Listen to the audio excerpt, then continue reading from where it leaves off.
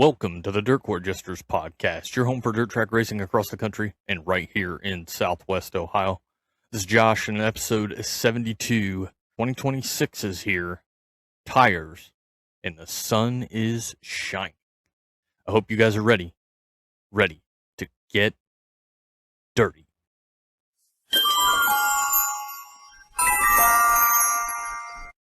This week in dirt racing history, we're going back to February 2nd of 2008 with the All-Star Circuit champions when they stopped at North Florida Speedway.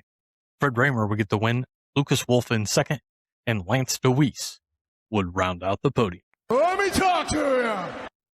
This week's talking points, a lot to talk about. Season 3, episode 72. Didn't think I'd get to season 3. We might get to 100 episodes this year. Wow. Thanks for the support. If you guys got ideas, send them my way. We love the likes, the follows, the shares, all that stuff. Subscribe, YouTube, X, Facebook. Let's go. We're going to get caught up from our stopping point in season 2. I love midget racing, but national midget racing seems pretty cutthroat. It's either a clean pass or getting dumped, and there's no in between. Am I wrong in thinking this?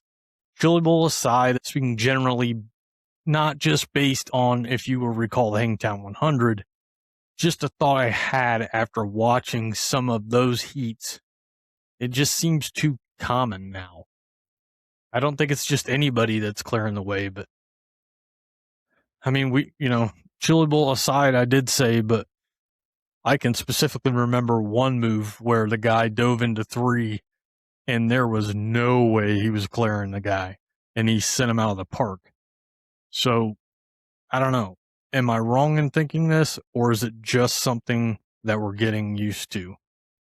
What can be done to reel in the cost of 360 sprint car racing? From folks I've talked to, it's not much more to go ahead and get yourself a 410. And that wasn't the whole plan when 360 racing came about. Now I think 305s are getting expensive. We talk about the USAC Midwest Thunder Midgets, who I'm biased with in helping do their monthly episode, the Dirt Track Truck Series. Those guys, if you talk to the owners of both of those series, the whole idea behind the series is to make it affordable so anybody and everybody who wants to race can race. I like what those series are doing. I think a lot of other divisions of racing have just continued to increase cost, and it's making it harder for other small team families to race. So we'll talk about cost as we go through these talking points. We're going to talk about tires. That's become a thing. 162 different drivers won 410 races in 2025.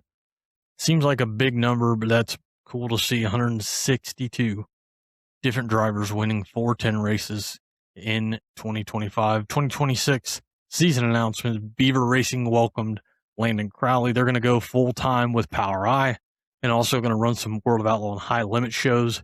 Ohio Sprint Speedway is going to be June 12th through the 20th, and there's a rain date in there. So if we get that, we can still get in all of Speed Week. Love it. Williams Grove, Lincoln Speedway, and Port Royal, along with 8 other Central PA tracks, join forces to create a racing series for the 2026 season. The PA Posse 410 Sprint Series. New series is going to be 47 events across 11 tracks, and it's going to include PA Speed Week. The total payout for the series is $1.8 million. Every race paying a minimum of $6,000 to win and $600 to start.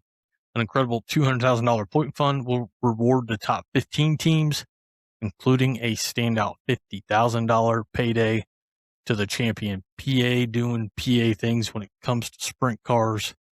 Awesome to see the tracks working together. I've got questions, but let's see. Let's let it play out, and let's see how the first season goes and what they do moving forward into 2027. We haven't even started 26 around here. It's going to take some time. They got to feel some things out. Let's see how it shakes out. PA Posse 410 Sprint Series coming at you in 2026. Also in 2026, Western PA Speed Week returns May 27th through 31st. 27th at Mercer Raceway, 28th at PA Motor Speedway, 29th at Lernerville, the 30th at Sharon and the 31st at Tri-City Raceway.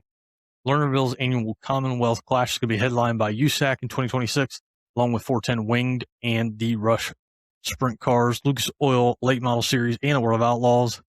Late models are going to face off in an unsanctioned event June 10th at Muskegon County Speedway here in Ohio. Looking forward to that. Donnie Schatz, he's driving the CJB number 15 for the 2026 World of Outlaw campaign. Flow Sports acquires the Lucas Oil Late Model Dirt Series.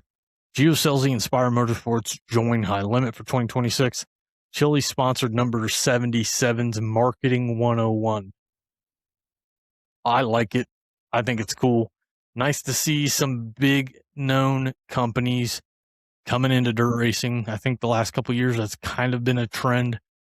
Kubota goes away. But we'll see. We'll see where we're at. I feel like dirt track racing is on a high, and I think it's continuing to go up. We'll see who else jumps on board in 2026.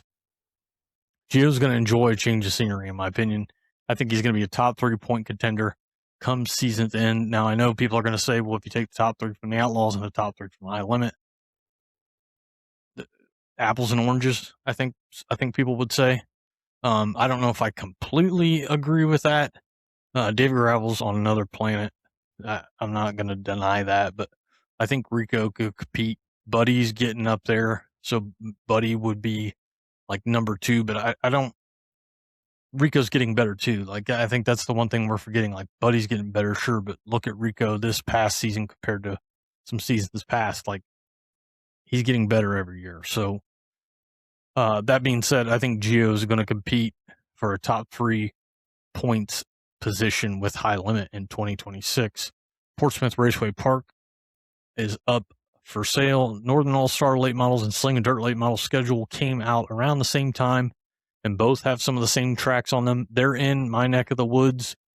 That suggests to me that people are working together, where it's the series and the tracks, or the tracks and the series, or whatever the case may be. People are working together. That's a good thing, in my opinion. We've got tracks that are going away from weekly racing, and in turn, that's going to require everybody to work together. We're going away from weekly racing, but we still need to be able to keep the gates open. And by keeping the gates open, we've got to have money coming in, which means the weeks that we do race, we need people there. So, people are going to have to work together. I know a lot of times that's easier said than done. I think people are either figuring it out or going to have to figure it out. That we've got to work together to make sure we all thrive in the dirt racing community. Kubota gone from High Limit, Flow Racing, and Dirt Tracker. I think you guys have all known a lot of this stuff, if not all of it, by now. Like I said, we're getting caught up from where we cut off season 2. New trophy for the Chili Bowl Nationals. I liked it. What about you?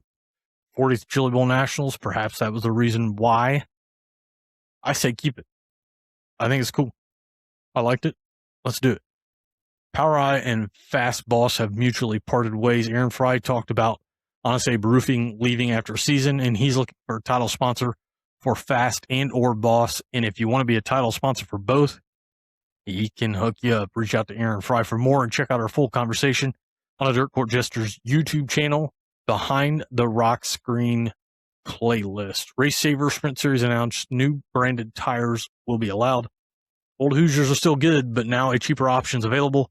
Tire options could make racing more affordable, but if you're only going to buy a few, it's actually going to cost you more because you got to buy both. And on that note, with tires, American Racer is the tire choice for GLSS in 2026. GLTS and GLLS will have an open tire rule, so teams can compete using any brand of tire. It's going to be interesting to see the car counts as a result of this. This was something in the past, and now it's back. I'm always of the opinion that if there's going to be a transition to something else, there has to be time. You don't flip a switch and the transition happens. It's not that simple. So there's got to be time if this transition's actually going to shake out. I think it's going to take a few years for us to see where this is going. Good or bad, the tires really aren't that much cheaper unless you're buying bulk. If you're running all one brand, then it's cheaper. If you've got to run 2 different tires, you're going to be spending more money, in my opinion, and people that I've talked to feel the same. So it'll be interesting to see how that works. Again, maybe this is a good thing, but there's got to be a transition there, and it's all about how that transition is handled. We'll find out in 2026. BAPS announced a July 25th program with a Super Sportsman 358 late models and limited stocks. It's going to start at 7, and if the final feature isn't completed by 9 p.m., every fan of the grandstand is going to get their money back in the form of a race voucher for the next event. Seems risky to me, but I bet you'll get people there, and if it's done by 9, they'll be back for that, and if it's not done by 9, they're coming back anyways. So, the old adage, you got to spend money to make money.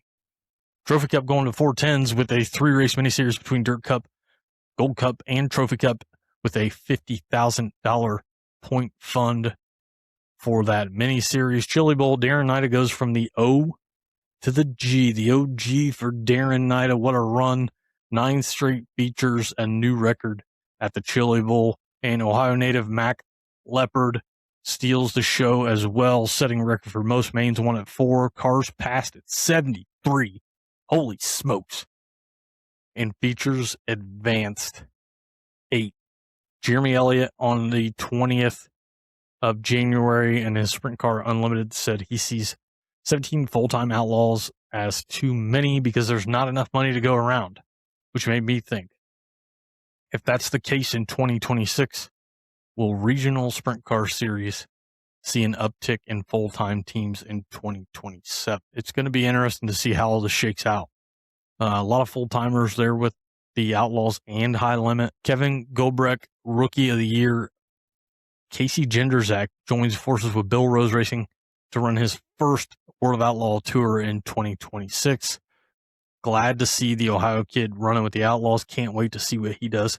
Awesome to see him start on the pole at Kings Royal 2025. He had some wins as well in 25. It'll be cool to see him in that number 6 with the World of Outlaws in 2026. Kel Coons is going to compete for the Rookie of the Year honors with the USAC Amsoil Sprint Car National Series in 2026. There were some cool paint schemes, real good track surfaces, and great racing all weekend in Australia. And Aaron Reitzel wins the Grand Annual Classic. Congratulations to Aaron. The first full race weekend of the season for the late models, and there were some pretty aggressive sliders, which is interesting that I'm talking about that with the late models when I was talking about that with the midgets. Anyways, Ethan Dotson and Kyle Strickler were DQ'd for the night after hitting each other after the checkered flag. Maybe it's early. Maybe guys are shaking rust off and the slides aren't going the way they thought they would, and it'll all calm down. I don't know. But if it doesn't, it's going to be interesting. USAC rule update for January 26th. One thing that stood out, that if you're a lap down or on a provisional in the feature, you will not get any guaranteed time in the work area. I think it's interesting, and I don't think it's going to matter a ton, but I think there's going to be a time where it's going to matter who's got the provisional. It's going to be something to remember. Hunt the Front by Southern Raceway. Those guys just keep doing their thing, living their life, loving the dirt racing life. Between Attica on May 14th and Fremont on May 12th, somebody could walk away with $40,000. Both national series are in the area and open on those dates. So I wonder who's going to be at Attica in Fremont the week of May 11th. Big money on the line before heading to Eldora that weekend for Let's Race 2. Friday, January 30th, Sprint Car Unlimited with Jeremy Elliott is announced that Logan Fenton and Brent Marks form Fenton Marks Racing and a separate developmental team. Looking to the future, love the developmental team being broadcast to other teams, and I'm looking forward to seeing who else follows suit. As always, want to give a shout out to a Victory Fuel. From Purple Potion to Throttle Punch to Lucky Lemon, fueled by electrolytes, charged with vitamins, and kid-friendly. Fuel your victory at drinkvictory.com and use the code Jesters10 at checkout to save. Drinkvictory.com and use the code Jesters10 at checkout to save. I drank a beer. I drank another beer. 3 beers. 4 beers. Oh, no. Moving to race recap and racing to come, January 29th, Volusia and ASCS. Tyler Courtney's first race back. Why not? Just win. Tyler Courtney gets the win at Volusia with ASCS. Brady Bacon in second and Austin McCarl in third. The modifieds, Ricky Thornton Jr. with the win. Tyler Nicely from 11th to second. And Cole Falloway in third. January 30th, Needmore Hunt the front. Brandon Overton with the win. Cody Overton in second. And Joseph Joyner. He buys a racetrack. Then he gets podium with Hunt the front at Needmore. And Jackson Highs plus 10 in that one from 14th to 4th. Volusia ASCS. Tyler Courtney goes back-to-back to start 2026. Sunshine gets the win. Tyler Courtney with the win. Cole Macedo in second and Brock Zierfrost in third. In the modifieds, Charlie Medford gets the win. Trevor Neville in second and Kenny Wallace rounds out the podium. January 31st, the 63rd Australian Sprint Car Championship. Jock Goodyear, my guy Jock Goodyear, had that slick ride for the Grand Annual there in Australia. And Jock Goodyear gets the win in the Australian Sprint Car Championship. That's his second Australian Sprint Car Championship. Congratulations to him. Racing to come, February 2nd in Volusia ASCS and modifieds. February 5th in Volusia with the World of Outlaws Sprint Cars back on the track. February 6th, Hendry County has got USCS. Volusia is going to have the World of Outlaws Sprint Cars. February 7th, Hendry County with USCS and Volusia with the World of Outlaw Sprint Cars. Everybody, thanks for joining us. Another episode. Season 3 has started. We've been giving you some bonus content. If you haven't checked out our YouTube, go check it out. Like everything else, Dirt Court Jester. Like, follow, subscribe, share, tell your friends. Let everybody know we're here and we're ready for some racing in 2026. Thanks for the support, and we hope to see you at the track.